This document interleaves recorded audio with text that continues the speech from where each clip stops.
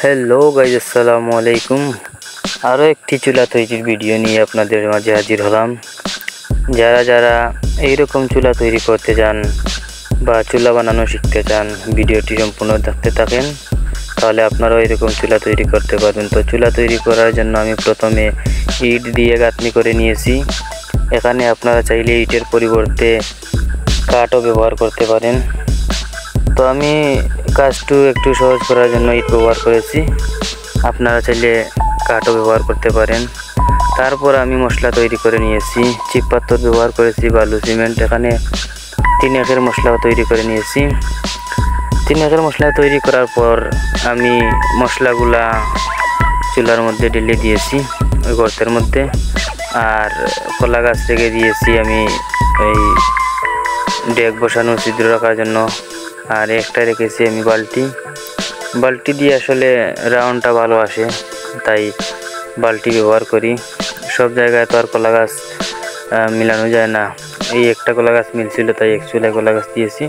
আর চতুর্দিকে যে ফাঁকা জায়গাটা রেখে দিয়েছিলাম ওখানে ময়লা আবর্জনা দিয়ে ভরে দিয়েছি। আপনারা চাইলে বিট বালু বা মাটি ব্যবহার করতে পারেন।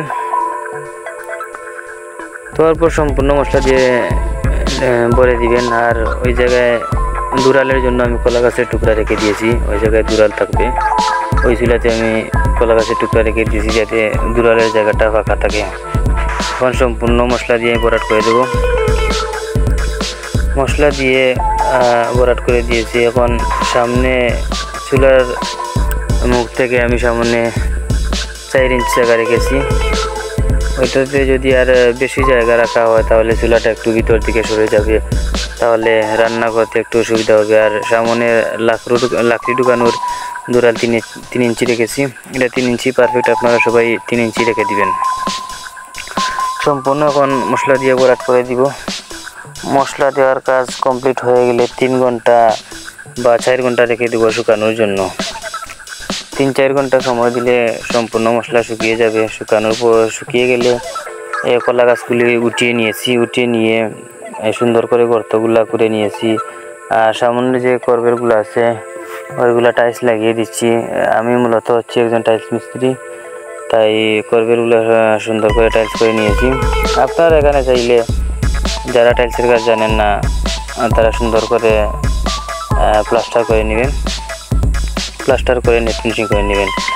আর সব কমপ্লিট করে উপর সুন্দর করে প্লাস্টার করে রাউন্ডগুলো খুব সুন্দর নিখুঁতভাবে কাটবেন, যাতে পাতিল নাড়াচাড়া না করে, রান্না করার সময় যাতে পাতিল নাড়াচাড়া না করে পাতিলগুলো বসিয়ে সুন্দর করে রাউন্ডগুলো নিখুঁতভাবে করে দিবেন। সব শেষে আমি নেট ফিনিশিং করে নিয়েছি। নেট ফিনিশিংয়ে আমি লাল কালার ইউজ করেছি, আপনারা চাইলে সিমেন্টের কালার বা কালো কালার ব্যবহার করতে পারেন, যার যেটা চাহিদা। এখন আমি সুন্দর করে নেট ফিনিশিং করে নিচ্ছি। চুলা আমার প্রায় কমপ্লিট। তো চুলাটি আপনাদের কাছে কেমন লেগেছে তা অবশ্যই কমেন্টের মধ্যে জানাবেন। আর যদি ভিডিওটি ভালো লেগে থাকে, উপকৃত হন, তাহলে একটি লাইক ও সাবস্ক্রাইব করে দিবেন।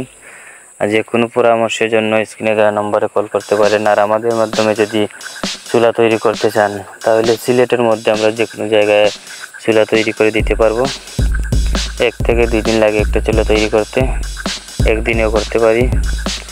তো ভিডিওটি সম্পূর্ণ দেখার জন্য ধন্যবাদ।